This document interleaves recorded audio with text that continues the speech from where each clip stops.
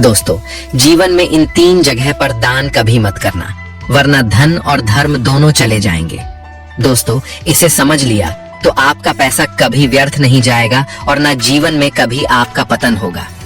तो दोस्तों, कौन सी ऐसी वस्तु है जिस वस्तु को यदि दान में दें तो दान देने वाला कंगाल हो जाता है? किए गए उस दान का फल उसे दंड के रूप में भोगना पड़ता है। तो दोस्तों, समझते हैं इस कहानी के माध्यम से। दोस्तों, एक राज्य के जंगलों में एक नाग और नागिन रहते थे। दोनों के बीच बड़ा ही गहरा प्रेम था। दोनों एक पहाड़ी पर प्रेम पूर्वक रहते थे। एक दिन की बात है, नागिन अपने भोजन की तलाश में जंगल में घूमने के लिए निकल गई। जंगल में पहुंचने पर एक जगह उसने देखा कि गोबर खाने वाला कीड़ा, जो देखने में बहुत बड़ा था। नागिन ने सोचा कि आज भोजन में हमें कुछ मिला तो है नहीं, क्यों ना आज इस कीड़े को ही खाकर अपना पेट भर लूं। इतना सोचने के बाद वो नागिन उस कीड़े के पास जाती है। नागिन उस कीड़े को अपना शिकार बनाने ही वाली थी कि उस समय वो कीड़ा एक मनुष्य के रूप में बदल जाता है। उसने देखा कि कीड़ा एक दिव्य राजा के रूप में परिवर्तित हो गया। ये देखकर वो नागिन बड़ी हैरान थी। राजा तो वहां से चला गया और नागिन वहां से भोजन की व्यवस्था करके अपने नाग के पास लौट आई। दोस्तों, नागिन ने ये बात अपने पति नाग से कही कि हे स्वामी, आज मैंने जंगल में एक बड़ी ही विचित्र घटना देखी है, जिसे देखकर मैं बहुत आश्चर्यचकित हूँ। नाग ने पूछा, ऐसा तुमने क्या देख लिया जिसे तुम विचित्र बता रही हो? तब नागिन कहती है, हे स्वामी, आज मैं जब भोजन के लिए जंगल में गई तो मैं एक जगह पर एक बड़े ही विशाल शरीर वाले कीड़े को देखा। मैंने सोचा कि उस कीड़े को अपना भोजन बना लूं। जैसे ही मैं उस पर आक्रमण करने के लिए आगे बढ़ी तो वो कीड़ा एक राजा के रूप में बदल गया। ये बात मेरे समझ में नहीं आई कि अगर वो कीड़ा था तो राजा कैसे बन गया? अगर वो कोई राजा था तो फिर वो कीड़ा क्यों बना? नागिन की ये बात सुनकर नाग बहुत जोर जोर से हंसने लगा। कहने लगा, हे प्रिय, मुझे लगता है कि जंगल में आज तुमने राजा धर्मध्वज को देख लिया है, जो इसी देश का राजा है। नाग की बात सुनकर नागिन और भी हैरान हो जाती है। नागिन कहने लगी, हे स्वामी, राजा धर्मध्वज ने ऐसे कौन से बुरे काम कर दिए जिससे उनको कीड़ा बनना पड़ा? वो इस तरह अधम गति को क्यों प्राप्त हुआ? हमने तो सुना है कि हमारे राज्य के राजा तो बड़े ही धर्मात्मा हैं। बिना दान पुण्य के तो वो भोजन भी नहीं करते। फिर उनसे ऐसा कौन सा पाप हो गया? फिर नाग कहता है, हे प्रिय, राजा धर्मध्वज का यही स्वभाव ही उनके लिए मुसीबत बन गया कि वे अत्यंत दानी धर्मात्मा हैं। उन्होंने कुछ ऐसा दान कर दिया जिसके कारण राजा धर्मध्वज को कीड़े की योनि भोगनी पड़ी। तब नागिन कहने लगी, हे स्वामी, मेरी समझ में कुछ नहीं आया। मुझे विस्तार से समझाइए कि राजा धर्मध्वज के साथ ऐसा कैसे हो गया? तब नाग कहता है, हे प्रिया, ध्यान से सुनो। दान धर्म करने वाला राजा इस कीट योनि को कैसे प्राप्त हुआ? प्राचीन समय की बात है और इस प्रसिद्ध नगरी अवंतिका में एक महादानी राजा धर्मध्वज राज करते थे। राजा धर्मध्वज इतने बड़े दानी थे कि जब तक अपने द्वार पर आए हुए भूखे भिखारी और याचकों को भोजन नहीं करा देते थे, तब तक स्वयं भी भोजन नहीं करते थे। ये उनका रोज का नियम था। पूरे राज्य में उनकी खूब प्रशंसा होती थी। नाग बोला, हे नागिन, वो राजा तो बड़ा धर्मात्मा था, लेकिन उसके दान धर्म करने का भी एक नियम था। वो एक निश्चित समय तक ही दान करता था। राजा धर्मध्वजा सुबह 10 बजे से दान बांटना शुरू करता था और सूर्यास्त होते होते दान देना बंद कर देता था। सूर्यास्त के बाद अगर कोई उसके यहाँ आ जाता था तो वो उसे दान नहीं देता था, बल्कि अगले दिन आने के लिए कहता था। राजा की ख्याति धीरे धीरे देश विदेश में फैल चुकी थी। राजा धर्मध्वज बड़े ही महादानी राजा था। अब तो हर रोज उसके द्वारा पर याचकों की भीड़ लगी रहती थी। वो प्रत्येक दिन दोनों हाथों में जितनी स्वर्ण मुद्राएं आती थीं, उतना धन दे देते थे। सभी याचक राजा की जय जयकार करते हुए चल जाते थे। दोस्तों, उसी राज्य की नगरी में एक किसी गांव में जंगल के आसपास एक ब्राह्मण परिवार निवास करता था। ब्राह्मण बड़ा ही तपस्वी था। उसकी पत्नी और वो दोनों बड़े आराम से अपना जीवन यापन करते थे। दोनों की स्थिति बहुत ही गरीब थी, परंतु ब्राह्मण बड़ा तपस्वी था। वो कहीं भी भिक्षा के लिए नहीं जाता था। उसे अपनी मेहनत से जो कुछ भी मिलता था उसी को खाकर अपना समय काट लेता था और उसके बाद अपना समय ईश्वर भजन में बीताता था। एक दिन ब्राह्मण की पत्नी को अपने पड़ोसियों के मुंह से सुना था कि महाराज धर्मध्वज बड़े ही दानी राजा है। ब्राह्मणी पड़ोसन से ये बात सुनकर आई और अपने पति से आकर कहने लगी, हे स्वामी, मैंने सुना है कि राजा धर्मध्वजा बड़े ही दानी राजा है। उनके द्वारा से आज तक कोई निराश लौट कर नहीं गया है। क्यों ना आप भी महाराज के दरबार में चले जाइए और राजा से दान ले आना। राजा जो धन हमको देंगे उससे हमारी गरीबी मिट जाएगी। ये बात जब ब्राह्मण ने सुनी तो कहने लगा, देखो मेरी जिंदगी का आधा भाग तो बीत चुका है और आधी जिंदगी शेष बची है, वो भी मैं जैसे तैसे काट लूंगा, लेकिन मैं किसी के द्वार पर हाथ फैलाने नहीं जाऊंगा। तब ब्राह्मणी बोली कि स्वामी, आप कैसी बातें करते हो? जब आपका राजा दान दे रहा है तो प्रजा को दान लेने में कोई बुराई नहीं होती, और फिर हम तो ब्राह्मण ही हैं, हमारा धर्म है दान लेना। मैं चाहती हूँ कि आप राजा के पास अवश्य जाओ। अपने परिवार का अच्छे से पालन पोषण करने की जिम्मेदारी हर गृहस्थी की बनती है। हर गृहस्थ व्यक्ति का ये धर्म है कि वो अपने परिवार को सुखी रखे, उसे हर सुख सुविधा प्रदान करे। जो लोग ऐसा नहीं करते हैं उन्हें भी परिवार का भरण पोषण न करने के कारण पाप लगता है। दोस्तों, ये बात जब ब्राह्मण ने सुनी तो ब्राह्मण कहने लगा, ठीक है, यदि तुम कहती हो तो मैं अवश्य राजा के दरबार में जाऊंगा। दोस्तों, पत्नी के कहने पर ब्राह्मण राजा धर्मध्वज के दरबार के चल पड़ा। शाम का समय था। चलते चलते ब्राह्मण को शाम हो गई। इधर राजा धर्मध्वज के दान देने का एक निर्धारित समय था। उस दिन राजा के दरबार में जितने भी याचक आए थे वे सब दान लेकर जा चुके थे। अब राजा का दान देने का समय समाप्त हो चुका था। सभी दान पेटिकाओं पर ताले लगा दिए गए थे। इधर ब्राह्मण बड़ी दूर से राजा के पास पैदल चल कर आया था, लेकिन उसके आते आते सूर्यास्त हो चुका था।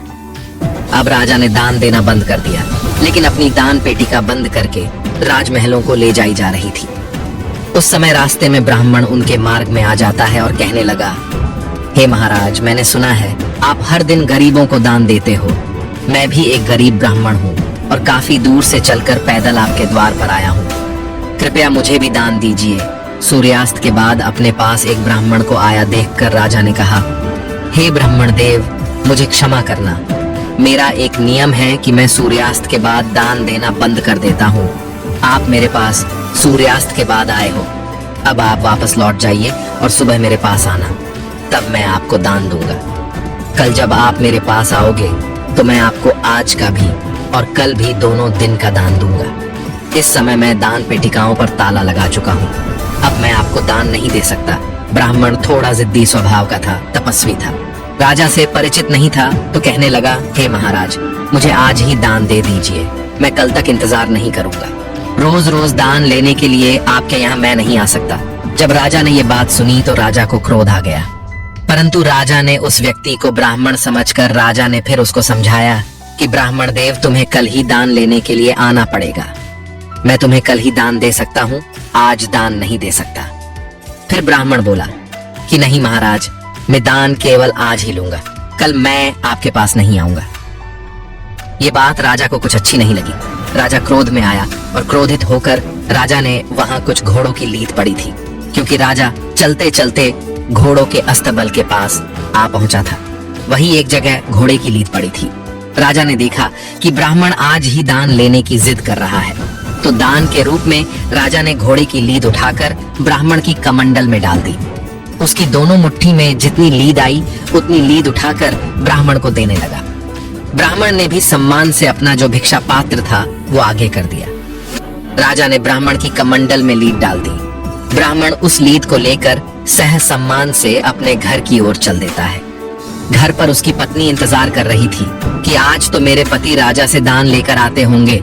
ब्राह्मणी तो सोच रही थी कि राजा साहब उन्हें सोने की मोहरें देगा, हमारी सारी दरिद्रता मिट जाएगी।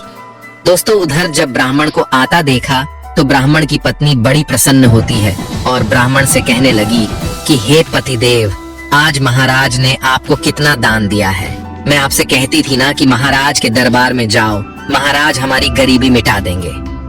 ये बात सुनकर ब्राह्मण बोला, हे देवी, दान देने वाले ने दान दे दिया और मैंने उसे ले भी लिया। तुम एक काम करो, इस स्थान को गोबर से लिप दो, तब मैं तुम्हें राजा के द्वारा दिया गया दान दिखाऊंगा, नहीं तो ये दान अपवित्र हो जाएगा। दोस्तों, बड़ी खुशी के साथ ब्राह्मण पत्नी ने उस जगह को लिप दिया और उस जगह पर एक दीपक जलाकर रख दिया और वहीं जाकर बैठ गई। उसके बाद ब्राह्मण ने वो लीद से भरा हुआ पात्र अपनी पत्नी को दे दिया। ये देखकर ब्राह्मण की पत्नी बड़ी आश्चर्यचकित हुई। कहने लगी है, हे स्वामी, ये कैसा मजाक है? ब्राह्मण ने कहा, मजाक कैसा? जो राजा ने दान में दिया है वो मैंने तुम्हें ला कर दे दिया।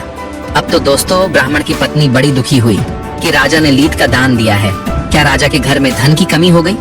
चलो कोई बात नहीं, महाराज से गलती हो गई होगी, आप फिर से राजा के पास चले जाना।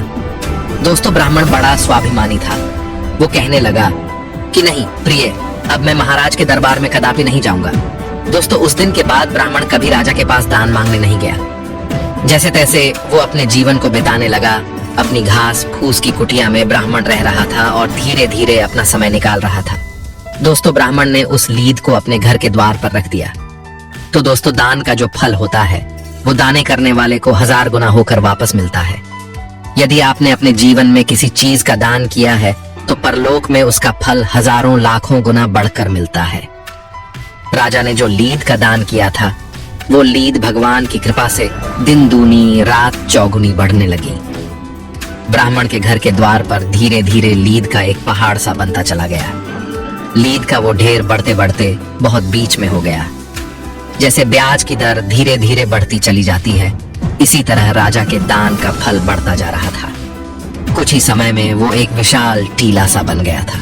ब्राह्मणी और ब्राह्मण उस दृश्य को रोजाना देखते थे। ब्राह्मणी ब्राह्मण से पूछती थी कि हे स्वामी, इस लीद का अब क्या होगा? ये तो बढ़ती ही जा रही है। हे स्वामी, अब तो वेदों के झांता हो, मुझे इसका मतलब बताओ। तब ब्राह्मण ने बताया कि प्रिय, ये राजा का दान का फल बढ़ रहा है और इस फल को उसे ही भोगना पड़ेगा। यदि हम इसे उपयोग में ले रहे होते तो राजा को इसका शुभ फल प्राप्त होता।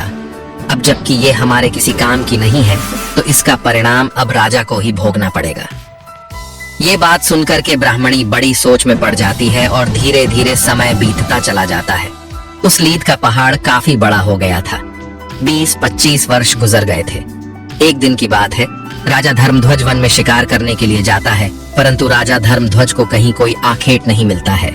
जब कोई शिकार नहीं मिला तो राजाओं के पहले नियम होते थे कि राजा को जब कोई आखेट न मिले तो वो बिना आखेट के वापस लौटकर नगर में नहीं जाते थे, चाहे उन्हें मार्ग में ही कहीं ना कहीं रुकना पड़े। अब तो राजा धर्मध्वज विचार करने लगा कि शाम का वक्त हो गया है और सूर्यास्त होने के बाद किसी जीव को सताना क्षत्रियों का धर्म नहीं होता।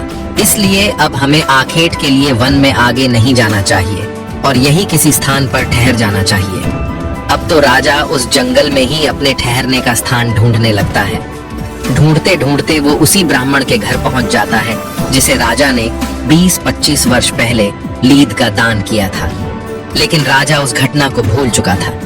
इधर नाग अपनी पत्नी को बता रहा था कि हे नागरिक, राजा धर्मध्वज जब उस ब्राह्मण के घर पहुंच गया तो वहां पहुंचकर राजा ने ब्राह्मण से कहा कि हे ब्रह्मदेव, आज मुझे आपके यहाँ ठहरने के लिए स्थान चाहिए। राजा की बात सुनकर ब्राह्मण कहने लगा, ठीक है, आपका हमारी इस कुटिया में स्वागत है। जो भी रूह का सुख होगा उससे हम आपका सत्कार करेंगे। दोस्तों राजा को ब्राह्मण पहचान नहीं पाया। उस रात राजा धर्मध्वज ब्राह्मण की कुटिया पर ठहर जाता है। ब्राह्मण की कुटिया में रूखा सूखा जो भी भोजन था उसे ही ब्राह्मण ने राजा को खिलाकर सत्कार किया। इस प्रकार भोजन करने के बाद राजा ने रात वहीं बिताई और इधर जब सवेरा होता है तो राजा की नजर ब्राह्मण की कुटिया के बाहर उस लीद के ढेर पर पहुंच जाती है जो अब एक पहाड़ के रूप में बन गया था। उस लीद के पहाड़ को देखकर राजा ब्राह्मण से पूछने लगा कि हे ब्राह्मण देव, आपकी छोटी सी घास फूस की कुटिया के बाहर ये लीद का ढेर कैसा बना हुआ है, जबकि आपकी कुटिया में तो कोई घोड़ा ही नहीं है। क्या वास्तव में आपके पास इतने सारे घोड़े हैं? तब ब्राह्मण ने उत्तर दिया, हम तो पूजा पाठ तप साधना करने वाले ब्राह्मण हैं, हमें भला घोड़े से क्या काम। तो राजा कहने लगा, फिर आपके घर के बाहर ये लीद का पहाड़ कैसे है? तब ब्राह्मण ने उसे समझाते हुए कहते हैं कि देखिए, आप यदि जानना चाहते हो कि लीद का पहाड़ क्यों है तो इसके पीछे एक बहुत बड़ा रहस्य छुपा हुआ है। दोस्तों अब तो उस रहस्य को जानने की राजा की उत्सुकता बढ़ गई। ब्राह्मण बोला, हे मुसाफिर, 20-25 साल पहले की बात है, मेरी पत्नी ने मुझे जबरदस्ती राजा के यहाँ दान लेने के लिए भेजा था। वो राजा बड़ा ही दानी धर्मात्मा है। वो रोजाना 1.25 मन सोने का दान करता है। तो अपनी पत्नी के कहने पर मैं राजा के पास दान लेने चला गया। मेरे पहुंचने पर पता नहीं राजा ने क्यों मुझे दान देने से इनकार कर दिया। इसके पीछे की वजह तो मैं नहीं जानता हूँ कि राजा ने ऐसा क्यों किया। जब मैं उससे दान लेने की जिद कर रहा था तो वो मुझे अगले दिन आने को कह रहा था, लेकिन मैंने राजा की बात नहीं मानी। जब मैं दान लेने की जिद करने लगा तो राजा ने क्रोध में आकर मेरे कमंडल में घोड़े की लीद उठाकर डाल दी। मैंने राजा का वो दान स्वीकार कर लिया। मैं उसे सम्मान सहित लेकर के अपने घर चला आया और मैंने उस लीद को यहाँ रख दिया, क्योंकि वो लीद मेरे कुछ काम की नहीं थी और दान की वस्तु को मैं कहीं फेंकना नहीं चाहता था। तो राजा ने पूछा, हे ब्राह्मण देव, राजा ने तो तुम्हें थोड़ी सी लीद दान में दी होगी, पर ये तो इतना बड़ा पहाड़ कैसे बन गया? तब ब्राह्मण ने समझाया, हे भाई, हमारे वेद पुराण ये कहते हैं कि अगर कोई दान देने वाला जितना दान देता है उसका 1000 गुना फल उसको वापस मिलता है। राजा का वो दान समय के साथ हजारों गुना बढ़कर जमा हो गया है। अब अपने उस दान का फल राजा को खुद ही भोगना पड़ेगा, क्योंकि इसे हमने अपने उपयोग में नहीं लिया। तब नाग बोला, हे नागिन, ब्राह्मण की ये बात सुनकर राजा के रोंगटे खड़े हो जाते हैं। उसके पैरों तले जमीन खिसक गई। राजा तो इस बात को भूल चुका था, लेकिन ब्राह्मण के बताने पर राजा को वो सारी बातें याद आ जाती है कि मैंने ही ये लीद एक ब्राह्मण को दान में दी थी। अब तो राजा बहुत ज्यादा घबरा गया। दोनों हाथ जोड़कर ब्राह्मण से पूछने लगा, हे ब्राह्मण राजा, इसका फल कैसे भोगेगा? मुझे इतनी बात और बता दो। ब्राह्मण ने कहा, देखो, ये लीद का ढेर अब उसी राजा को खाना पड़ेगा। जब तक वो इसे खा नहीं लेता तब तक ये बढ़ता रहेगा। ब्राह्मण की बात सुनकर राजा की आत्म कांप उठी। उसने सारी बात बता दी कि मैं ही वो राजा हूँ जिसने आपको लीद का दान किया था। अब आप मुझे क्षमा करें और मुझे इतना उपाय जरूर बता दें कि मेरा उद्धार कैसे होगा। मैं इतने बड़े विशाल लीद के पहाड़ को कैसे खा पाऊंगा? ये तो बहुत बड़ा ढेर हो गया है। इसका कोई उपाय तो होगा। जब राजा ने अपनी पहचान बताई तो ब्राह्मण राजा को पहचान लिया और कहने लगा, यदि आप ही वो राजा हो तो इसका परिणाम तो तुम्हें भोगना ही पड़ेगा, क्योंकि दान देने वाला यदि किसी ऐसी वस्तु का दान देता है जो वस्तु अनुपयोगी है, जो वस्तु अखाद्य है, जिस वस्तु को दान में दिया जा रहा है वो दान पाने वाले के किसी काम की नहीं है, तो दान की गई वस्तु का फल व्यर्थ जाता है। लेकिन तुमने मुझे जानबूझकर ऐसी वस्तु दी थी जिसका फल बढ़कर अब 1000 गुना हो गया है। अब ये आपको ही भोगना पड़ेगा। दोस्तों, ये सुनकर राजा ब्राह्मण के चरणों में गिर जाता है। राजा कहने लगा, हे ब्राह्मण देव, मुझे आप ही कोई उपाय बताइए ने मेरा पाप कैसे नष्ट हो सकता है? तो ब्राह्मण कहने लगा कि हे राजन, अपने किए का फल तो भोगना ही पड़ेगा। यदि तुम इस लीद को खाने से बचना चाहते हो तो एक दूसरा उपाय मैं तुम्हें बताता हूँ। यदि तो वो उपाय कर लेते हो तो ये लीद तुम अकेले खाने से बच जाओगे। इसमें फिर बहुत सारे हिस्सेदारी हो जाएंगे। यदि तुम वो उपाय नहीं करोगे तो तुम्हें अकेले ही ये सारी लीद खानी पड़ेगी। तब ब्राह्मण ने उपाय बताया कि हे राजन, यदि आप अपनी स्वयं ही निंदा करवाओ, जितनी इस देश में तुम्हारी निंद होगी उतनी ही लीद घटकर कम हो जाएगी। तब राजा बोला, हे ब्राह्मण, मेरी निंद भला कौन करेगा? मैंने निंदा जैसे काम तो किए ही नहीं है। मैं तो एक दानी राजा हूँ, लोग मेरी प्रशंसा करते हैं। तब ब्राह्मण ने कहा कि तुम एक काम करो, तुम्हारे जो कुल पुरोहित है उनकी एक परम सुंदर कन्या है। तुम उन ब्राह्मण के घर जाओ और उनकी कन्या का हाथ पकड़कर जबरदस्ती अपने घर ले जाना, और उनके मांगने पर भी उस कन्या को मत लौटाना। इस प्रकार से तुम्हारी राज्य में निंदा होनी शुरू हो जाएगी। लेकिन इस बात का ध्यान रखना है, उस कन्या के प्रति तुम्हारी नजर गंदी नहीं होनी चाहिए, नहीं तो बहुत बड़े पाप में गिर जाओगे। तुम उस कन्या को बेटी के रूप में लेकर आना, लेकिन ये बात किसी को मत बताना कि तुम उसे बेटी बनाकर लाओ हो। कन्या को ले जाकर तुम अपनी रानी के पास छोड़ देना और उससे कह देना कि वो उस कन्या को बेटी की तरह पाले। प्रजा के लोग समझेंगे कि तुमने बहुत बुरा काम किया है। फिर तो पूरे राज्य में तुम्हारी निंदा होनी शुरू हो जाएगी और ये लीद का ढेर घटकर बहुत कम रह जाएगा। दोस्तों, राजा को ये उपाय समझ में आ गया। राजा बड़ा हताश था। उसे लीद के ढेर को देखकर व्याकुल हो रहा था। अब तो राजा अपने राज्य को लौटा और राज्य में आकर वो सीधा अपने कुल पुरोहित के घर पहुंच जाता है। कुल पुरोहित ने जब राजा को अपने घर पर आया देखा तो उसका चेहरा बड़ा ही उदास था। कुल पुरोहित ने पूछा, हे राजन, आप इतने उदास क्यों हो? तो राजा ने कहा, गुरुदेव, आप अपनी बेटी को बुलाइए, मुझे उसी से कुछ काम है। दोस्तों, अब गुरुजी ने समझा कि राजा को कुछ इनाम देना होगा, कुछ जरूरी बात पूछते होंगे। उन्होंने अपनी पुत्री को आवाज लगाई और जैसे ही गुरु की बेटी बाहर देखने आई तो वो सुंदर तो थी। राजा ने फौरन उसका हाथ पकड़ा और पुरोहित को धक्का देकर उनकी बेटी को रथ में बैठाकर अपने घर ले गया। बेचारा ब्राह्मण अपनी बेटी के लिए गिड़गिड़ाता रहा कि हे महाराज, ये आप क्या कर रहे हो, ये अन्याय है। लेकिन राजा ने उनकी एक नहीं सुनी और वो चुपचाप उनकी कन्या को लेकर अपने महलों में पहुंच जाता है। महलों में पहुंचकर उसने अपनी रानी से कहा कि महारानी, ये हमारी पुत्री है, इसको कोई कष्ट नहीं होना चाहिए, इसे बड़े प्रेम से पुत्री की तरह रखना है और ये बात किसी को बाहर तुम्हें नहीं करनी है।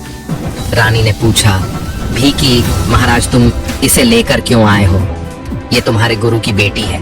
तब राजा ने कहा, रानी तुम चुपचाप तमाशा देखती जाओ, मैं जो कर रहा हूँ अपने उद्धार के लिए कर रहा हूँ। दोस्तों, जब राजा अपने गुरु की कन्या को लेकर के आया था तो पूरे नगर के लोगों ने उसे देखा था। उस समय तो किसी ने कुछ नहीं कहा, लेकिन धीरे धीरे राजा की बुराई होनी शुरू हो गई। पूरे राज्य के लोग उस राजा की निंदा करने लगे कि राजा तो बहुत ही गंदा व्यक्ति है, जिसने अपने गुरु की बेटी को पत्नी बनाकर जबरदस्ती अपने घर में रख लिया है। हम तो पहले ही कहते थे कि राजा बड़ा नीच है, ये लोगों को दान देकर केवल दिखावा कर रहा है, कितना नीच राजा है। इधर नाग बोला, हे नागिन। इस प्रकार से पूरे नगर में राजा की बुराई होने लगी। सब लोग कहने लगे कि ऐसे राजा का क्या भरोसा, जो अपने गुरु का ही नहीं हुआ। दोस्तों, इधर राजा के नगर में जैसे जैसे राजा की निंदा हो रही थी, वैसे वैसे ब्राह्मण के घर के द्वार पर वो लीद का ढेर कम होता जा रहा था। जो जो लोग राजा की निंदा कर रहे थे, वो लीद के उस ढेर में हिस्सेदार होते चले जा रहे थे। धीरे धीरे उस लीद का संपूर्ण ढेर कम हो गया और केवल जितनी राजा ने दान में लीद थी, उतनी ही लीद का ढेर रह गया। राजा कुछ दिनों के बाद वहां जाता है तो देखता है कि ब्राह्मण के घर के आगे लीद का ढेर तो अब थोड़ा सा ही बचा है। दोस्तों, राजा का ये हाल हो गया था कि वो जिस रास्ते से निकलता था, उसी रास्ते से राजा को घृणा भरी दृष्टि से देखा जाता था।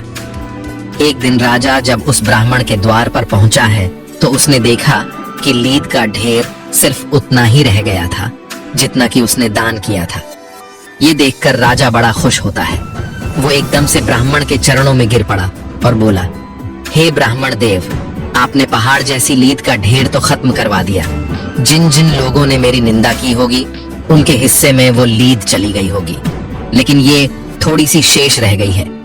अब इसका भी कोई ना कोई उपाय बता दो। तब ब्राह्मण ने बताया, हे राजन, ये जो लीद रह गई है, ये तुम्हारे हिस्से की है। तुम्हें इसे किसी न किसी जन्म में खाना ही पड़ेगा।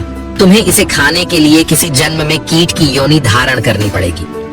तब राजा बोला, महाराज, कोई ऐसा उपाय बता दो जो ये खत्म भी हो जाए। तब ब्राह्मण एक उपाय बताता है कि राजा, मेरा एक गुरु भाई है, तुम्हारी इसी नगरी में रहता है। वो बड़ा ही विद्वान और ईश्वर भक्त है। वे दोनों पति पत्नी बड़े ही सज्जन हैं, हर समय ईश्वर के ध्यान में लगे रहते हैं। लगता है उन दोनों ने तुम्हारी बुराई नहीं की होगी। यदि वो दोनों तुम्हारी आलोचना करते हैं तो ये लीद का ढेर आज ही समाप्त हो जाएगा। दोस्तों, ये बात सुनकर राजा कहने लगा, ठीक है, मैं भी प्रयास करके देखता हूँ, मैं उनसे भी अपनी निंदा करवाता हूँ। दोस्तों, अब तो राजा ने अपना भेष बदल लिया और भेष बदलकर राजा उस ब्राह्मण के घर पहुंच जाता है। राजा ब्राह्मण के घर आए तो ब्राह्मण ने राजा का बड़ा ही स्वागत किया और बैठने के लिए उचित आसन दिया। उस आसन पर राजा बैठ जाता है, परंतु राजा के मन में भीतर एक बड़ा विचार चल रहा था। तो राजा ने उस ब्राह्मण से कहा कि ब्राह्मण देव, मैंने सुना है यहाँ का जो राजा है वो बड़ा अन्यायी है। ब्राह्मण देव कहने लगे, होगा, मुझे नहीं पता, क्योंकि उसने अपने गुरु की पुत्री को बलपूर्वक अपने घर में रख लिया है। ब्राह्मण बोला, मुझे नहीं पता। राजा अपने ही मुख से अपनी बुराई करने लगा, कहने लगा, बताओ, अपनी गुरु की पुत्री को अपने घर में रख लिया है, ये कहाँ का न्याय है? बड़ा ही दुष्ट राजा है। ब्राह्मण देव बोले, भाई, मुझे नहीं पता, और ये सब बातें मुझे क्यों सुना रहे हो? मैं इन चीजों में ध्यान नहीं रखता हूँ। जब राजा ने बार बार उस ब्राह्मण को उकसाया कि राजा की आलोचना करने के लिए, फिर भी उसने आलोचना नहीं की, तब ब्राह्मण ने देखा कि ये व्यक्ति राजा की बहुत निंदा कर रहा है और ये चाह रहा है कि मैं भी राजा की निंदा करूं। जरूर कोई विशेष बात है। तब ब्राह्मण ने अपने तपोबल से देखा तो समझ गया कि ये तो स्वयं यहाँ का राजा है और मुझे अपनी आलोचना करवाना चाहता है, क्योंकि इसने ऐसी वस्तु दान में दी है जिसका पाप इसे भोगना पड़ेगा, और ये चाहता है कि मैं इसकी निंदा कर दूं तो उसका पाप मुझे मिल जाए। ये तो अपने पाप में मुझे सम्मिलित करना चाहता है। तब ब्राह्मण कहने लगे, हे राजन, मैं तुम्हें पहचान गया हूँ। भलाई इसी में है कि आप मेरे यहाँ से वापस लौट जाइए। मैं कभी किसी की आलोचना नहीं कर सकता, कभी किसी की बुराई नहीं करता हूँ। तुम्हारा पाप तुम्हारा तुम्हें भोगना ही पड़ेगा। ब्राह्मण ने फटकार लागते हुए राजा को वहां से भगा दिया। दोस्तों, निराश होकर राजा वहां से लौटकर चलता है और उसी ब्राह्मण के घर आया जहां वो लीद का ढेर लगा हुआ था। ब्राह्मण के चरणों में गिरकर राजा कहने लगा, हे ब्राह्मण देव, अब इसका कोई और उपाय नहीं है क्या? तब ब्राह्मण ने कहा, राजन, यदि उन्होंने तुम्हारी निंद नहीं की तो समझ लो अब तुम्हें ही ये सब खाना पड़ेगा, चाहे जैसे खाओ। दोस्तों, ये बात सुनकर राजा कहने लगा, हे ब्राह्मण देव, यदि मैंने इसके लिए कोई जन्म धारण किया और उसको तब खाया तो न जाने कितने जन्मों तक मुझसे पाप होते रहेंगे। क्यों ना आप अपने मंत्र शक्ति से मुझे कुछ समय के लिए एक किट बना दो, कीड़ा बनकर मैं इस लीद को खा जाऊंगा। ब्राह्मण कहने लगी कि नहीं राजन, मैं तुम्हें किट भी नहीं बना सकता, इतनी शक्ति मेरे अंदर नहीं है और ये काम तो विधाता का है। परंतु मैं तुम्हें इतना बता सकता हूँ कि यहाँ से मरने के बाद तुम एक किट बनोगे, और जब तुम अपने हिस्से की इस लीद को खा जाओगे तब तुम श्राप से मुक्त हो जाओगे, क्योंकि तुमने जीवन में कोई पाप नहीं किया है, हमेशा दान दिया है। तुम्हारी महान दानियों में गिनती है।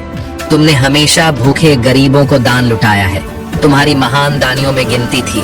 तुमने हमेशा गरीबों और भीखमंगों को दान दिया है, परंतु तुमसे ये भूल हो गई है, इसलिए तुम्हें ये लीद खानी ही पड़ेगी। कीट तो तुम्हें अवश्य ही बनना पड़ेगा, लेकिन इसको खाते ही तुम अपने मानव योनि को प्राप्त हो जाओगे।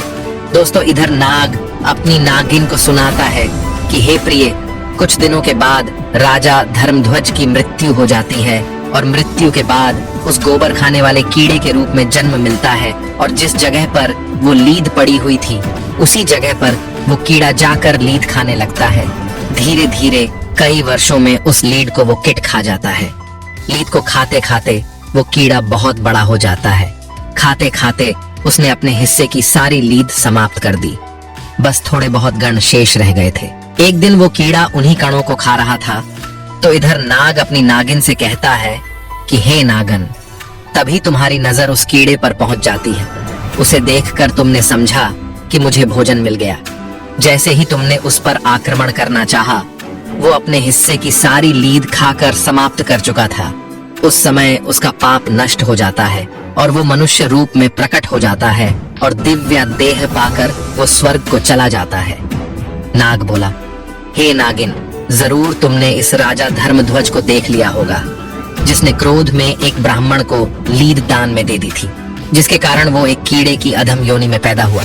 दोस्तों, कहते हैं जो व्यक्ति अनुपयोगी वस्तु का दान देता है, परिहासवश दान देता है, क्रोध के वशीभूत होकर दान देता है, अहंकार वश दान देता है, वो हमेशा पाप का भागी होता है। दान देने से पहले मनुष्य को अपनी अंतरात्मा को टटोलना चाहिए। यदि दान देने की समर्थ नहीं है तो दान नहीं देना चाहिए, और अगर दे तो इन बातों को ध्यान रखना चाहिए, क्योंकि आप क्रोधवश, उपहासवश और किसी अनुपयोगी वस्तु का दान देते हैं या भोजन करते हैं। बूढ़ी गाय को दान देते हैं तो देने वाला नरगामी होता है। जब भी कोई चीज दान में दे तो ये सोच ले कि वो वस्तु उसके किसी न किसी काम में आती हो। यदि उसके काम में नहीं आती है तो वो दान नहीं कहलाएगा। हमारे द्वारा दिया गया दान हमें कई गुना होकर वापस मिलता है, चाहे वो इस जन्म में मिले या अगले जन्म में। यदि हमने किसी के लिए खाने की वस्तु दान की है तो आने वाली कई जन्मों में हमारे लिए कभी भोजन का संकट नहीं होगा। यदि हमने किसी का मजाक उड़ाया है, अहंकार वश दिया है, तो उसका फल हमें कई गुना होकर भोगना पड़ता है। दोस्तों, इस प्रकार से राजा वो लीद खाकर उस पाप से छुटकारा मिला। तो दोस्तों, ऐसी किसी चीज को आप दान ना दें जो किसी के किसी काम ना आए, और कोई भी वस्तु दान में दे तो इन बातों को विशेष ध्यान रखें कि उस समय आप क्रोध की मुद्रा में ना हो, उस समय आप अहंकार में ना हो, नहीं तो उसका उल्टा फल भोगना पड़ता है। दोस्तों, आज की ये वीडियो आपको अच्छी लगी हो तो हमारे चैनल को सब्सक्राइब जरूर करें।